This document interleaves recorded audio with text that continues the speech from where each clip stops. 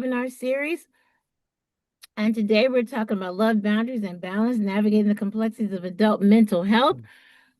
But you guys know that we've been doing this now for since 2020, 6 years. I can't believe it's been 6 years. And we've been holding these webinars. We do it because we love sharing great information with you guys, great resources, great presenters. And today is no difference. Next slide. um, You know the ways we engage during these cafes, Lord, during these webinars. If you raise your hand, um, we'll unmute you, but it also means that you'll be on the camera with us.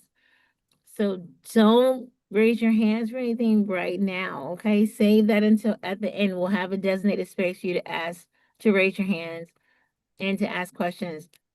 Please feel free to drop your comments in the group chat. Make sure it's going to everyone. If you just do hosts and panelists, nobody will see your questions except us. Okay. And then please be patient with us because, sometimes it takes a minute to get to your question. It may or may not, but just be patient with us. Okay. All right. Now, what's our next one? Next slide. These are agreements. You know that we use our agreements to create a safe space, to encourage you to be brave in this space. And our agreements are to speak from your own experience using I statements. It's tempting sometimes to feel like the expert and want to tell other people what to do and talk about other people's experiences, but talk about your own experience. That's what's going to enrich these webinar experiences. Follow the golden rule. These include all of our cafe agreements. Like, don't give people advice. No judgment. What happens here stays here. All that great stuff. And then full presence. Please no multitasking. Now, we do realize that you are on your lunch probably, but if you are typing and working, you're probably just going to miss something. So just eat lunch and be present in the moment with us, okay? And if you need a minute, take a minute and then come on back because this is a good topic today. Go ahead and put I agree in the chat if you agree, and then we can keep moving forward. But I got to see those agreements come through. Yes, come on with the agreements. Yes. All right. Because I don't want to start and not feel safe. I don't know what y'all might be talking about my business when I leave here. Fantastic. So again, today, I'm your host, Sarita Sashton, the Director of Engagement here at Be Strong Families. And it gives me great pleasure every month to come and to share a resource and a fantastic presenter. I'm going to do just a brief intro of how we got to this place. I met this beautiful woman at a conference, the National Family Federation of Families conference in Chicago a couple of years ago. And she was a speaker, and her husband was in the vendor section bragging about his wife. And he was saying how awesome she was and that she was the best person ever. And I had to listen to him because he was from Chicago. Oh, Chi-Town, the place. And then she came downstairs, just fabulous, rocking these foxy mama boots. And I was like, oh, I see you. And then we started to talk. We connected. And I adopted her as my mentor and my auntie. So I call so you me call her auntie. She's not my auntie. But I adopted her because she was fabulous. And the thing that we really connected on was that she loved parents and working with parents. And as you guys know, that's my heart. I love working with parents, working alongside parents, and so does she. And so we really connected on so many different ways. And I am happy today to share with you my auntie, Muriel Jones Banks, the president and founder of Courage to Be LLC. And I'm going to turn it over to Muriel and let her share today's presentation. Thank you, Auntie. It's all you. Okay. All righty.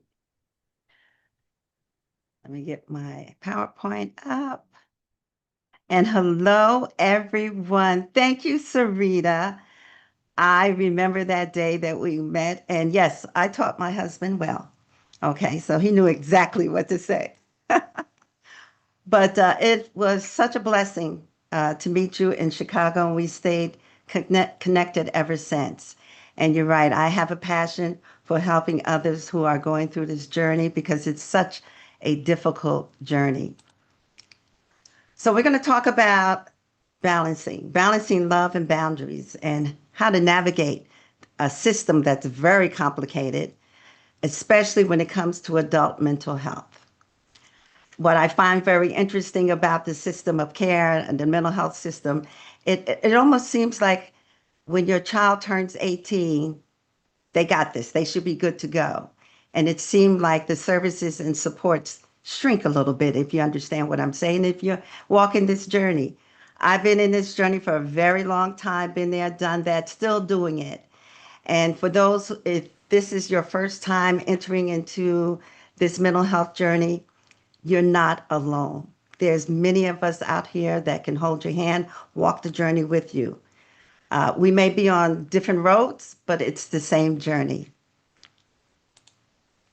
First of all, I want to thank Sarita. I want to thank Be Strong Families for this partnership. I am grateful and I feel very blessed to be connected with such a powerful organization that support families. Quick disclaimer, I'm a stickler about disclaimers. This webinar, Love Boundaries and Balance, is provided by yours truly, Muriel Jones Banks, for informational and educational purposes only.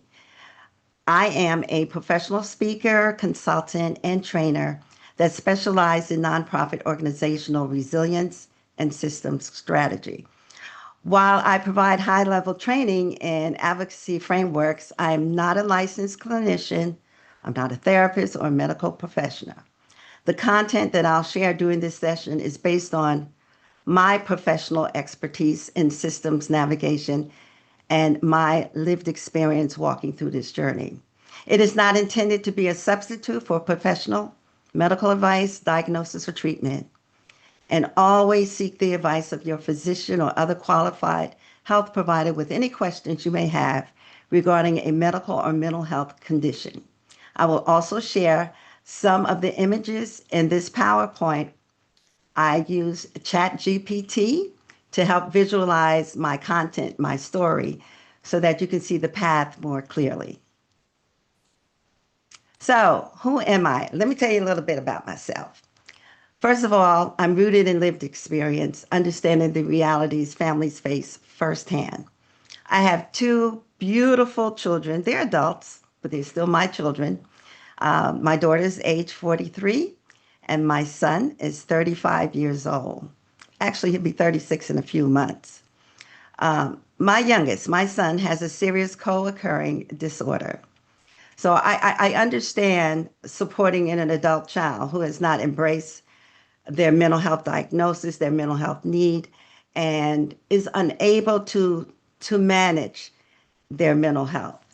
I understand about living in silo and believing that you're the only person that's going through this, not reaching out for help along this journey.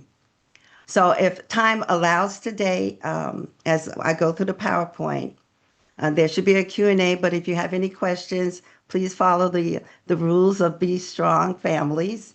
And if you have a question that you're not comfortable sharing publicly, please take down my contact information. The QR code would take you straight to my website. Connect with me on LinkedIn as well, or you can email me.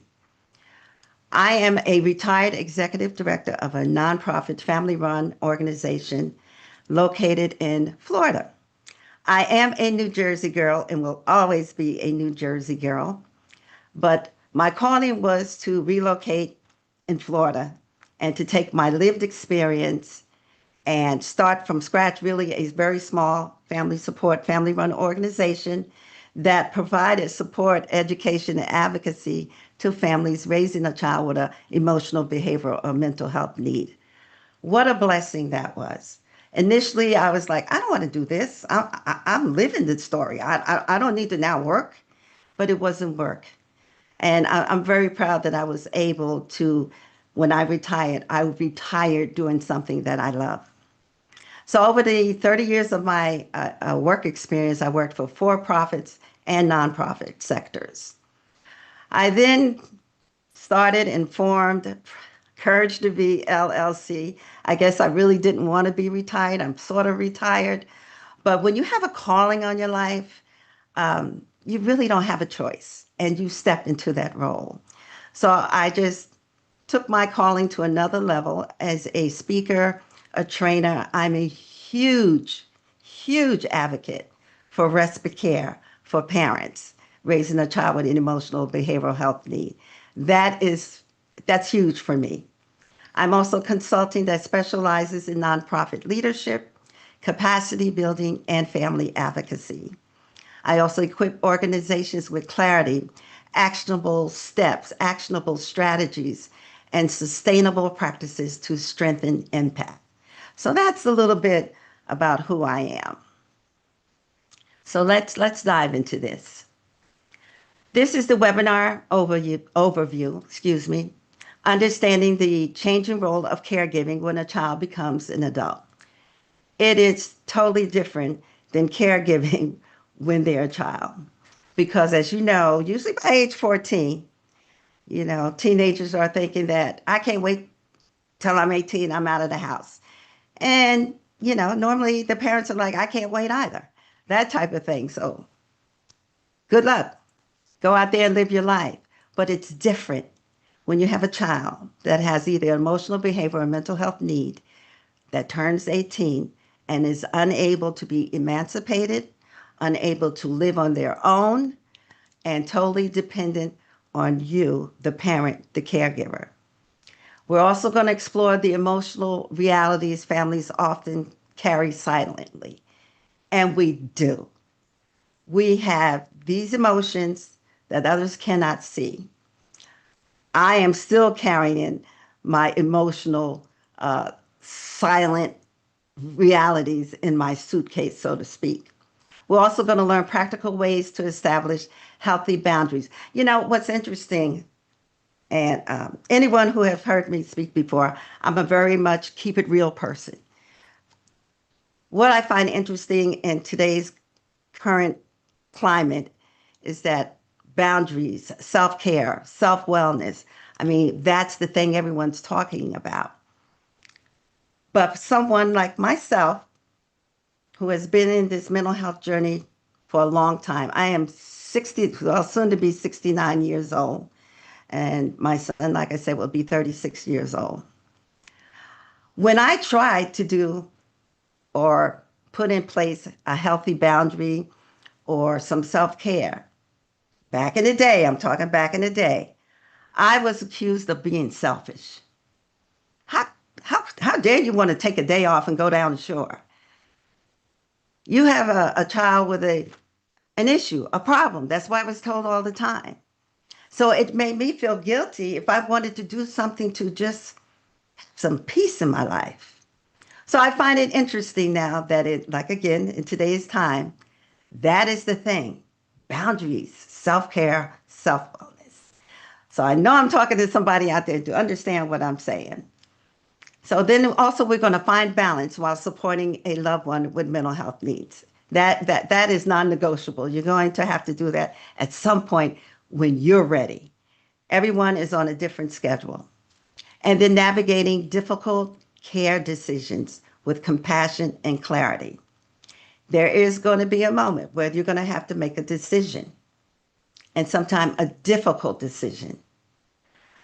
A decision that, can I keep this adult child in my home? Do I use, let me put it this way, no longer in the community. This child may not, a young adult may not be able to thrive in the community. So what are your options? And they're very, very difficult conversations. And not only difficult conversations, but it also attracts negativity and a lot of criticism from others on the outside looking in. So here's my invisible suitcase. And actually, that's me. That's me high stepping with my green heels, mental health month, and I love wearing heels. But as you can see, I'm carrying that suitcase. Now, my invisible suitcase is so heavy, I broke the wheel in the front, as you can see, but I'm still dragging it and I'm still carrying it. However, the look on my face is a look of peace, a peace of mind. Now, that's not for everyone. How long did it take me to get to that place?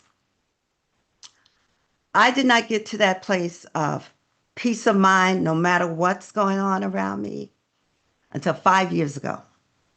And I can honestly say that 5 years ago, because my son was 30 years ago.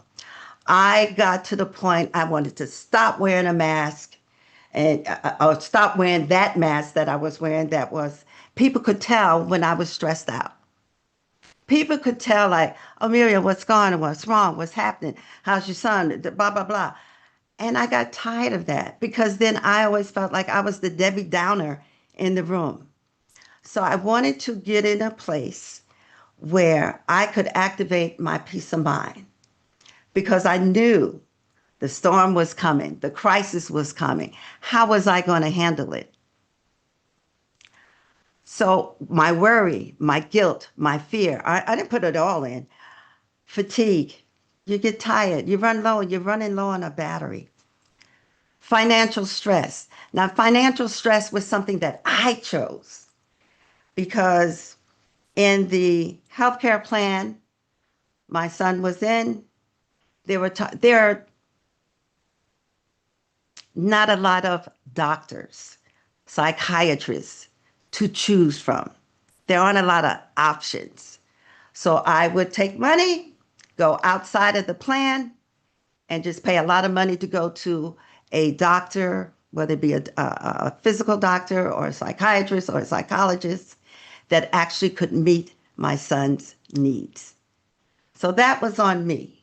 I just couldn't, I just couldn't take, this is what we have, take it or leave it. I'm not that one. Then there's uncertainty. What if I die? What happens to my son? But with all that going on, and I will add another thing that I didn't put on there, that's a part of my suitcase, is grieving. I grieve for a son that's alive, but is unable to thrive because of his mental health needs. You want your child, your adult child, to excel.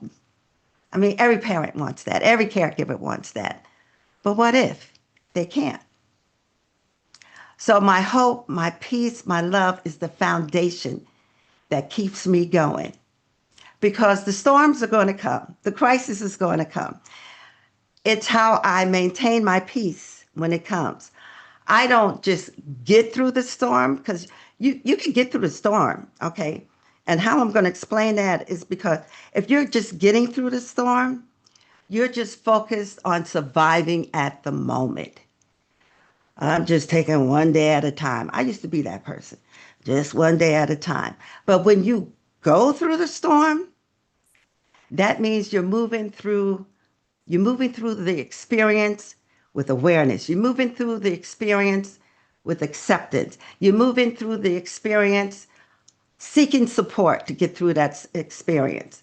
And you're learning from it, more importantly. So go through the storm, go through the crisis, it's going to happen, and learn from it. And that process took time for me, a long time for me to actually understand the difference between going through a crisis or going through a storm or getting through a storm or getting through a crisis. So let's start with the difficult conversations family face. And boy, these are hard conversations. So we're talking about having an adult child in the home. Okay, let me share you just a snippet about my journey so that you understand why I have certain slides in here. My son has a serious co-occurring mental health disorder. What was difficult for me, the conversation, was what am I going to do? The teenage years were rocky, violent, you name it. I've been there, done that. What do I do now as he is approaching 18 years old? Trying to have a conversation to talk about the importance of taking your medication and your treatment compliance. Okay. But once they turn 18, it's like, I don't want to do that anymore. I don't want to do it. So let's talk about employment and independence. What do you want to do? Again, it was what can you do to the best of your ability, his capacity, so to speak. Pretty much what he wanted to do, I want a part-time job. That was it. That's fine. There's no college. We're not talking about trade school, part-time job. I'm good with that because I was meeting him where he was at, and I was fine with that.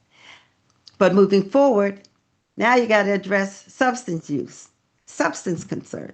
And you know when a loved one is using, especially weed. I mean, because you can smell it. You can smell it. And this was way before that vaping stuff came in. Okay. So the issue with the addressing substance use was very difficult. And now, especially in New Jersey, now is accessible, marijuana.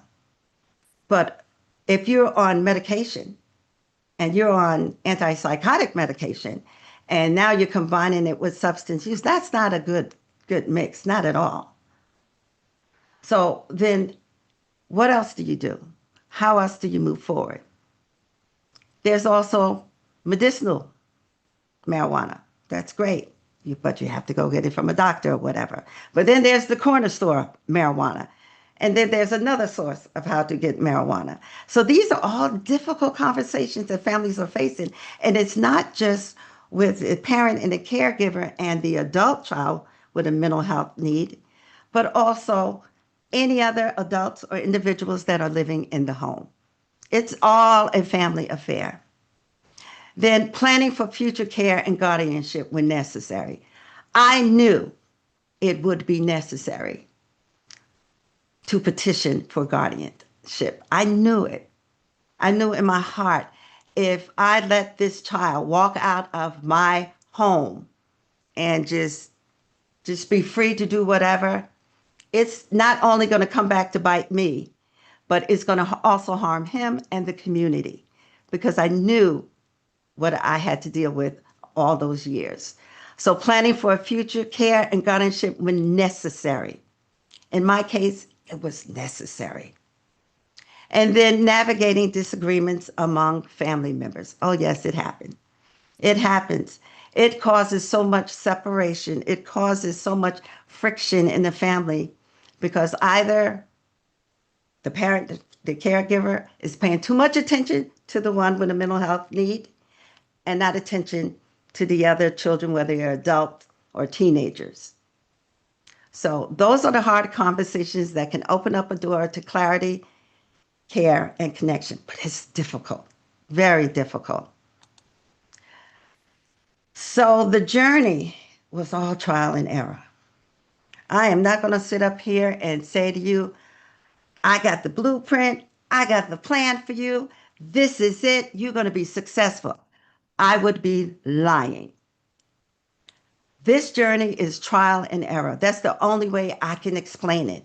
Now, I may have these numbers up here. Try a new approach, number 1. Set a boundary, number 2.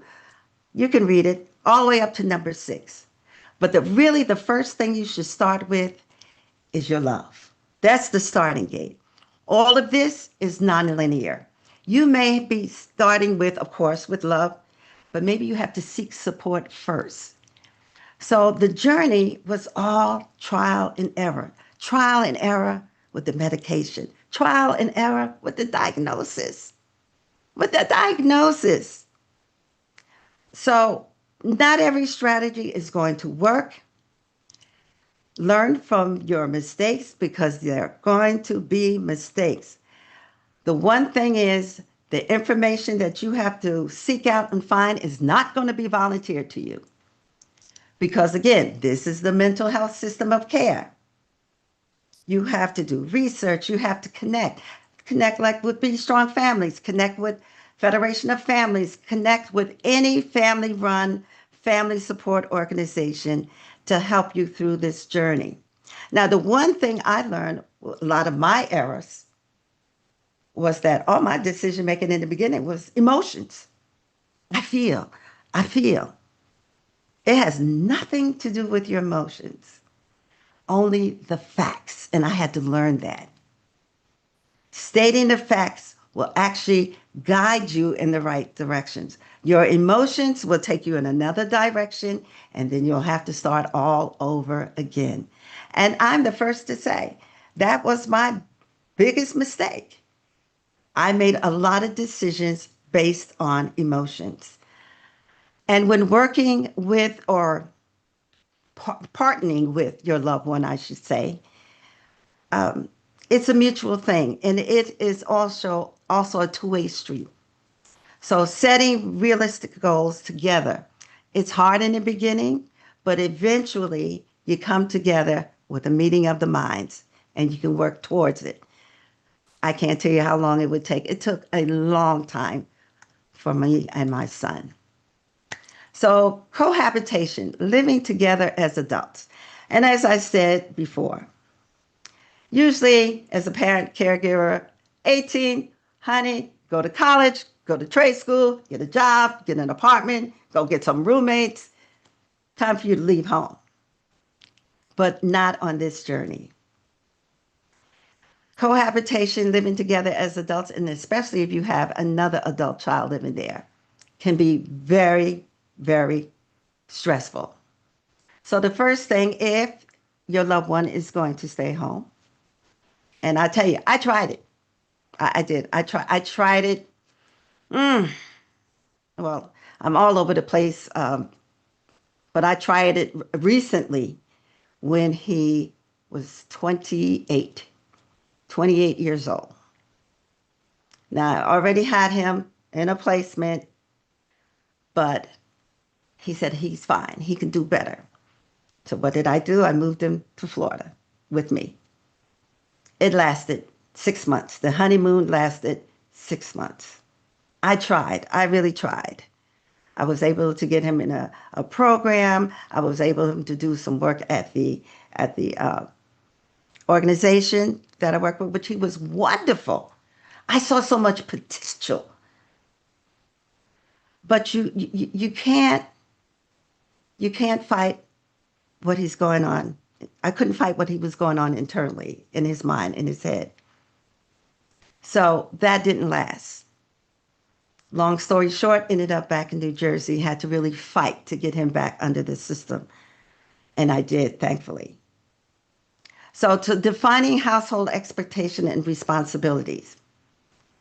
Sometimes you can work it out, sometimes you can't.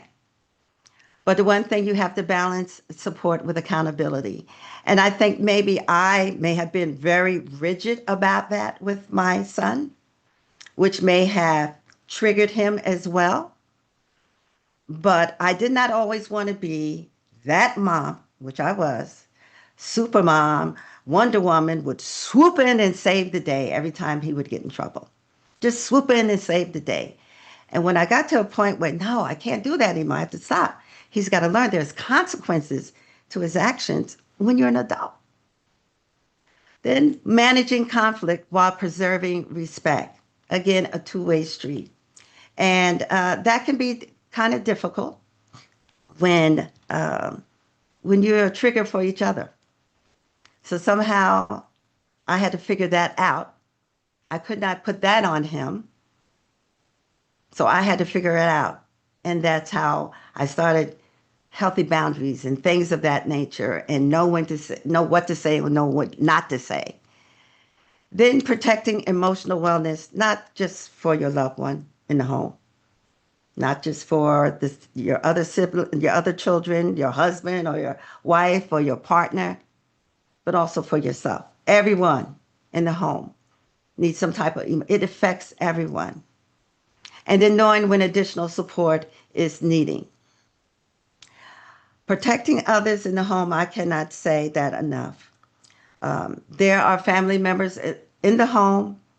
It will cause resentment and it will cause separation. It will affect a relationship, even as your other child becomes an adult, because it's etched in their mind what they had to go through to watch their sibling, and then how the parent and the caregiver handled, which focus is on that adult with a mental health issue. I'm at a place now with my son that I will walk beside you, no problem. But I cannot walk the whole journey with you. I'm there with you, and I'm trying to guide, educate. And that's all you can do at that point. And that's all I could do at the point. So when I made the decision, and it wasn't like it was really a difficult decision. To me, it was a no-brainer. But the fact that I knew it was no brainer bothered me, made me feel guilty, made me feel like, well, I could have done better. I mean, it's something what did I do? So why would you want guardianship? Why would anyone want guardianship?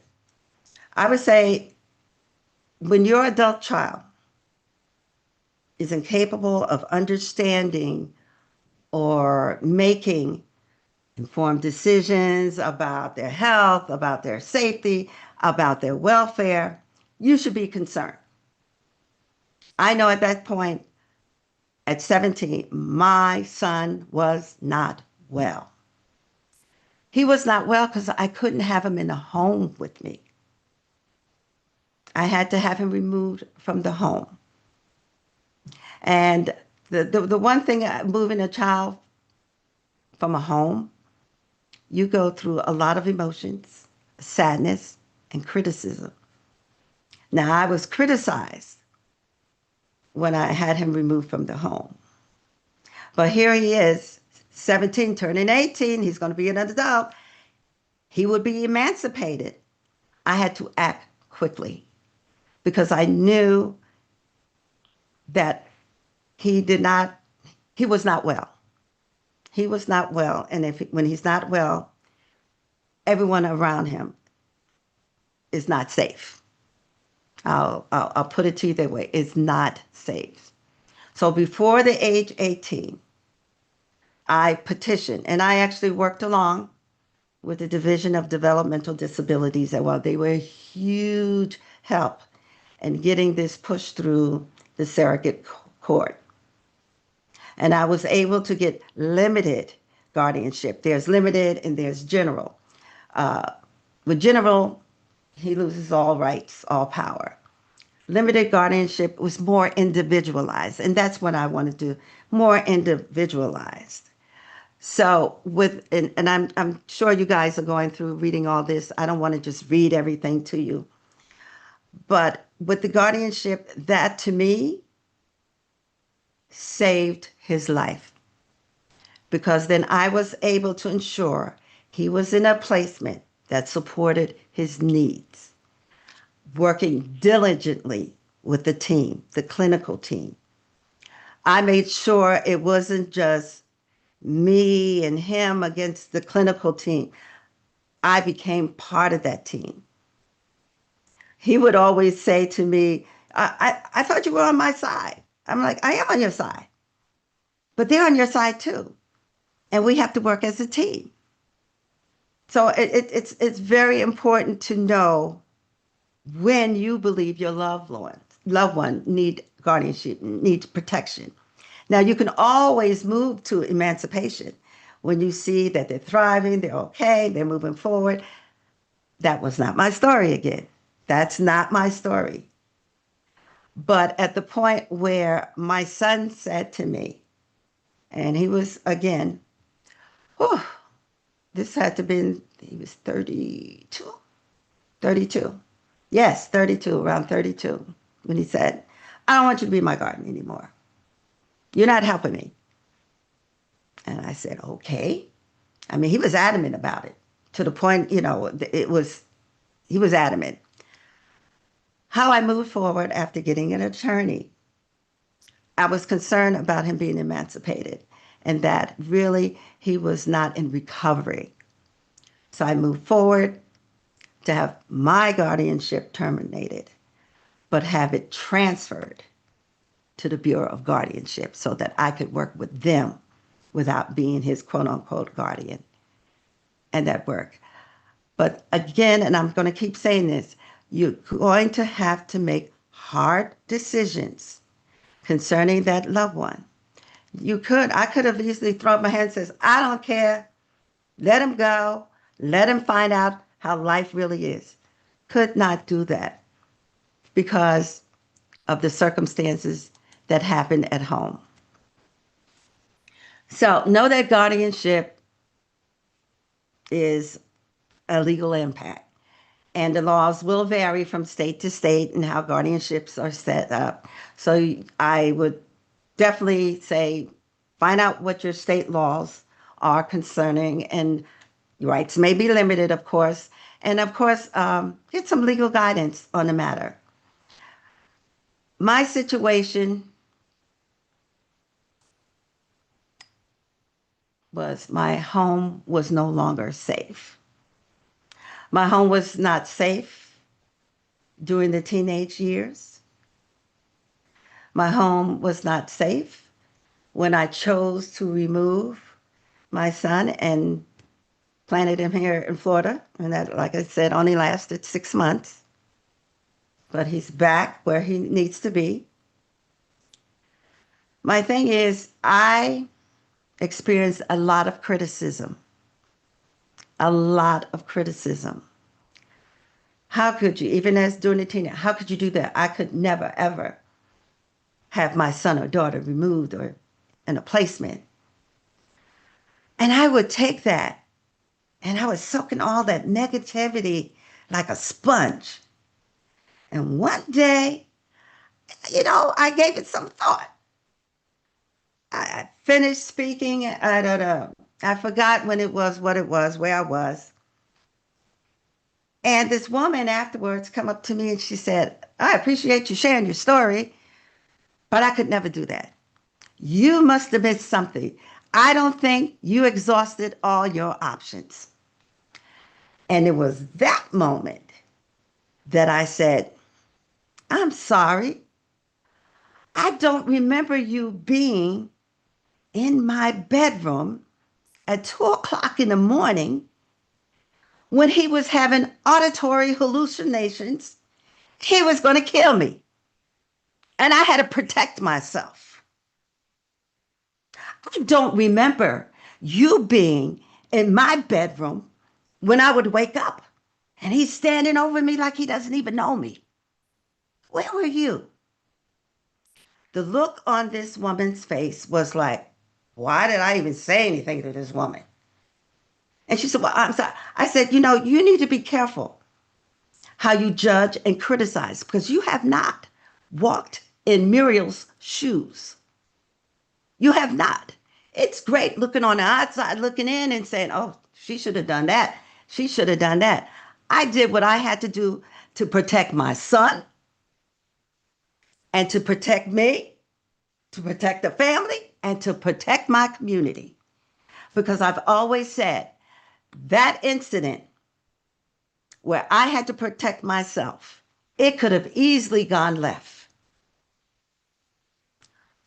So when you know your environment, and you know what, and this is not a feel-good webinar.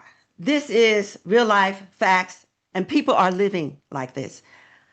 Some people may be living in fear. I was one of those people, living in fear because you never knew when the next altercation, whether it be verbal or physical, was going to happen. But I started recognizing the warning signs of escalation and that, oh my gosh, this is beyond having a bad day.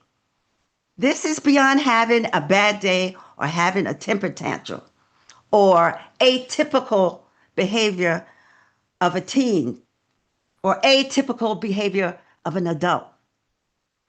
So understanding the impact, I knew there were some symptoms that were untreated. had missed something. Creating a safety plan, even though he's not in the home. When I had him in group homes, now he's in a more clinical setting, but when I had him in group homes, and they will vouch, you thought I was living in New Jersey. That's how often I was up there. I was on Zoom for meetings, but I created a safety plan even for the group home who had their own safety plan. What was my safety plan? Wherever he was, I was at law enforcement. I was at the police station. This is my son, my adult son. This is that. You will be called.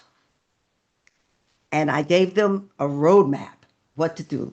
This is what he's going to do. And also educated the group home. Asked for a CIT officer, a crisis intervention team.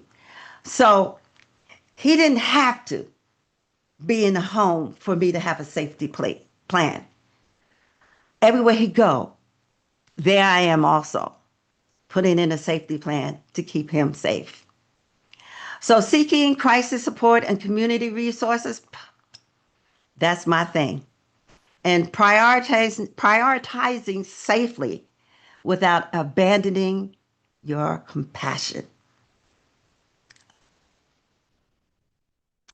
I'm gonna go to the next slide.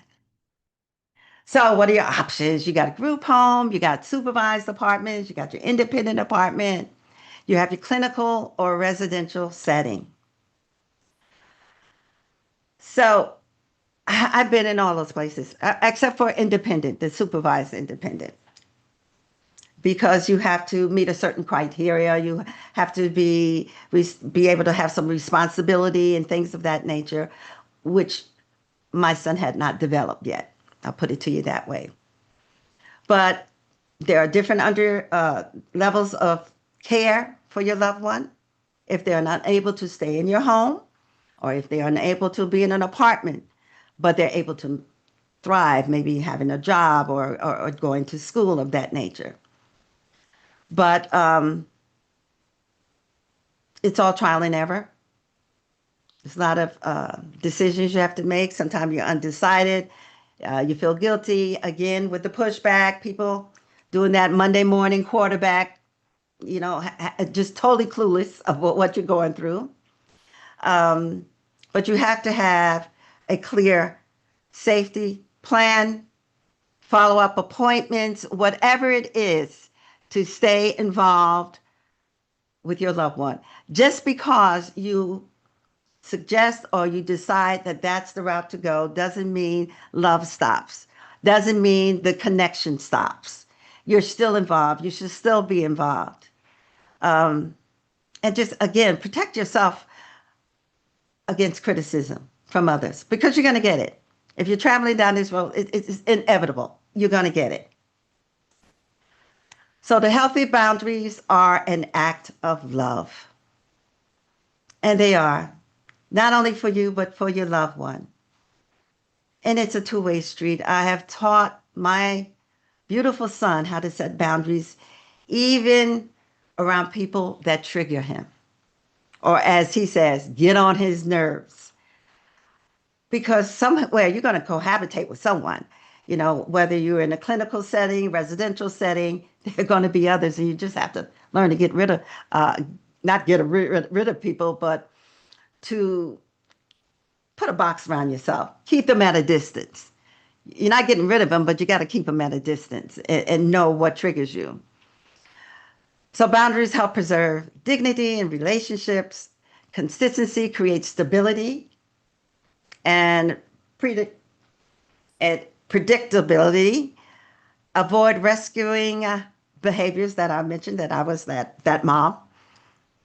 Communicate expectations early and respectfully. And boundaries support both caregiver and the loved one. So you have to stop, you pause, and you go.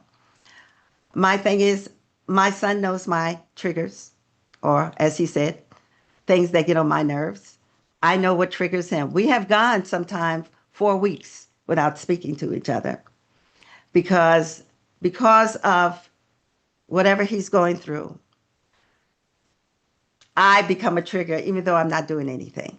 So give him his space. If he says, Mom, I'll call you. It could be 4 or 5 weeks. I'm good with that. But I'm always in contact with, case managers, things of that nature, and to make sure everything's okay. So as my son and I, and actually that's us, we weren't walking anywhere. Actually, that's a picture I used, like I said, with ChatGPT. And we were actually in front of a fireplace. And I thought it would just be ideal for this particular slide to show that winding road, because that's what it is, especially when you're supporting a adult child with a mental health diagnosis. There's roles. You're going to wear many hats. We've always worn many hats as parents and caregivers, of course. There's protection, protecting yourself. There's support, and then there's boundaries. So the one thing I would ask is, if you're in that space where you're not sure, ask yourself, are they ready to live independently? Or will they require guardian oversight before they turn 18? You want to put that in place. Parents often shift between the advocate, caregiver, protector, and supporter. That's what we do. We juggle, we wear multiple hats. Systems and services become more complex after childhood because there's a shortage of support services. Let's keep it real. As an adult, there's a shortage of support services, so it makes the journey even more difficult. That's why it's important to connect with the right people, with the right organizations that can help you navigate and overcome those obstacles.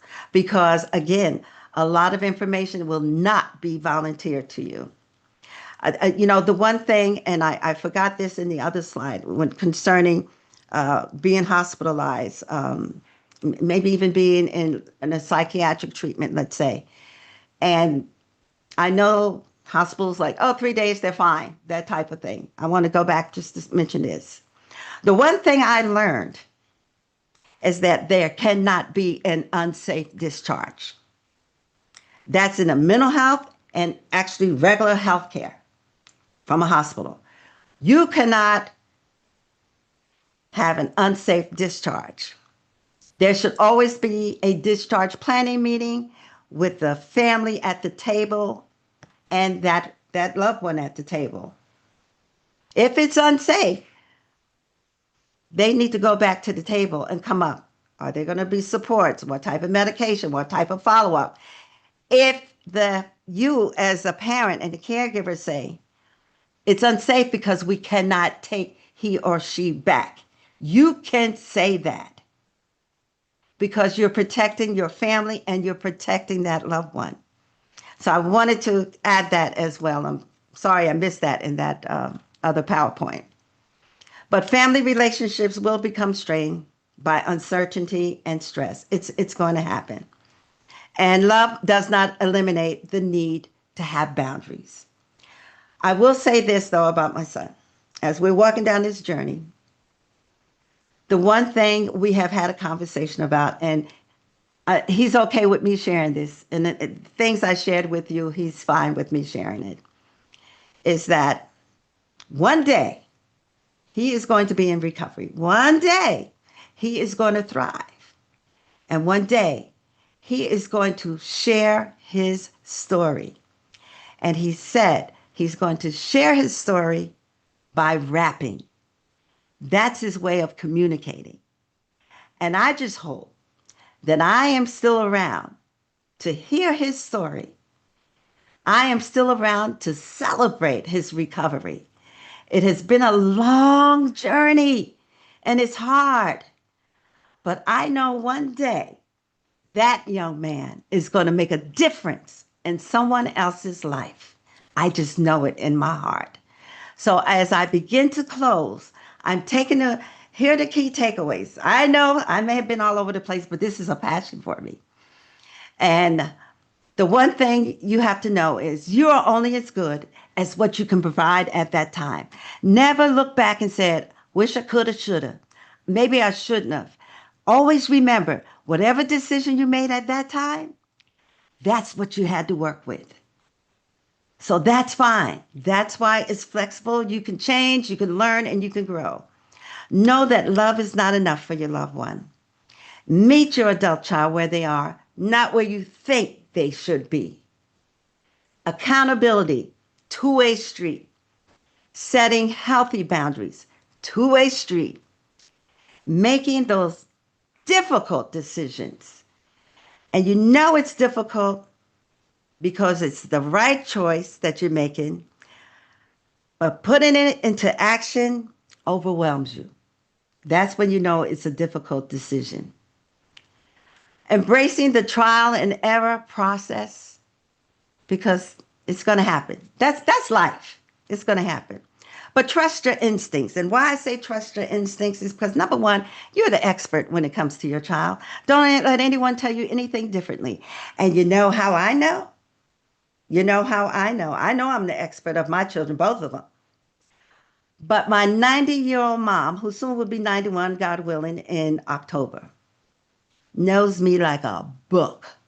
She's the expert on me. She's the expert on all her children. So trust your instincts and know that you are not alone in this journey. Grant yourself the same grace you give so freely to others, knowing that advocacy is an evolving journey of trial and error. You are not alone. And thank you for joining today's webinar. Thank you so much, Sarita, for this invite. I'm going to stop sharing my screen. Auntie, Yes, dear. I don't even have any words. This was so powerful. And I'm looking at all the hearts and the Yes. tabs, and I saw the comments and people sharing. I, I, my hope and desire, and I believe that that has happened, is that people will see that they are no longer alone. The first time that I was introduced even to this concept, I mean, I know that there's mental health, and people have mental health challenges. I Mm-hmm. It just never occurred to me to think about that, that's, as a parent. And Yes. I remember a friend of mine being in the news because she was hurt by her son, by her child, and she, barely lived to tell about it. And I Mm-hmm. remember thinking, wow, this happens. And then when I met you and you were sharing some of your testimony with me, and I was like, oh my God, like there is you know, a group of parents out here Mm-hmm. who are dealing with a unique situation that Yep. I never hear anybody talk about. And I know as a parent, if it's important for me to not feel alone in my regular normal parenting, then how much more important it is it for others who are navigating this unique circumstance to be able to understand that you are not alone, and that there are Yep. other people, that this is a very real thing that people should pay attention to, that there's resources for. You may have to fight a little harder and advocate a little bit harder, Yeah. but you're not alone. And so thank you so much for sharing your story today. And oh my gosh, um, it was so good. Thank you. I'm hoping everyone received my message with love because it is with love. Yeah. And that it is a hard journey. It's difficult. And this is real life stuff. Yeah. I mean, you've heard some news where individuals have died by their loved one. Mm-hmm. And that's because a lot of people live in fear and Yeah. embarrassed, thinking they're the only one going through this. And Yeah. my message is you're not. You're Yeah. not. Yeah. Yeah. Thank you I so did. much. I loved you talking about the unsafe and safe discharge and making sure you have a plan in Oh, place. yeah. I love you talking about you going to the law enforcement and saying, "Hey, this is my son." Oh, I no. need you guys I've to been doing know that for him. years. Yeah, I need you guys to know him. I just thought this was a really powerful piece, and I cannot wait. You guys, thank you so much for being here today. Thank you for coming in and supporting Muriel today. Thank And you. please feel free to share the YouTube channel because more people need to know that this is something that parents, we know it, but we don't know it. We don't hear people talking about it because of the stigma and the shame that comes with it, the embarrassment, all of those Right. things. People aren't talking about it, but people need to talk about it. And people need to know how to address it, how to support those families who are going through, how to check in with them. Because Hmm. you don't, we think people are just not, non-responsive or uncaring, but sometimes life is lifing in a way that you have absolutely no idea Right. how hard it's lifing and in what ways is lifing. And so thank you again. Thank you everybody for being here. Thank you, Lori and Dana for providing tech. Lori, I think you have a poll for us. Can you drop the poll? If you're still here, please take a moment and complete the poll for us because we want to know what to bring you. Most of the times, what you guys have suggested to us is what we bring to this webinar space. So please take a moment and complete the webinar so we'll know what to continue to bring you. And if you enjoyed today's webinar, thank you. I see all the thank yous. There's also, we have upcoming webinars, upcoming cafes, upcoming webinars. There's our gift shop is on the, what's the thing? On the screen. You can visit there. These are upcoming Taster Cafes. Feel free to check use the box to join a cafe. Some of our great ones that are coming up. Yeah, we'll be here on Juneteenth. We don't know about you guys. We'll be here on Juneteenth. Um, please take a moment and complete the poll for us, guys, so we can know what to bring you. We can keep bringing you good stuff.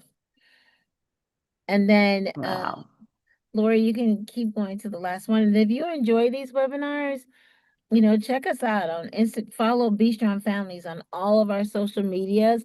We have a really great consultant who is doing a great job with all of our social medias lately, and I'm super excited about it. If you haven't been on LinkedIn and seen us vibing on YouTube or Facebook, check us out. And we got a new website. Yes, the website is popping. So, visit us on the website. And if you enjoy what Be Strong Families does, if you enjoy the webinars, be a blessing and consider making a donation. Okay. And if you need a certificate after today's webinar, just hit us up, contact us, and we'll make sure to get those out to you. Okay. All right. Again, Auntie Muriel, thank you so much. Thank you for sharing the gift of you with us. And I look forward to continuing our partnership. Absolutely. Thanks, Lori. Thanks, Dana.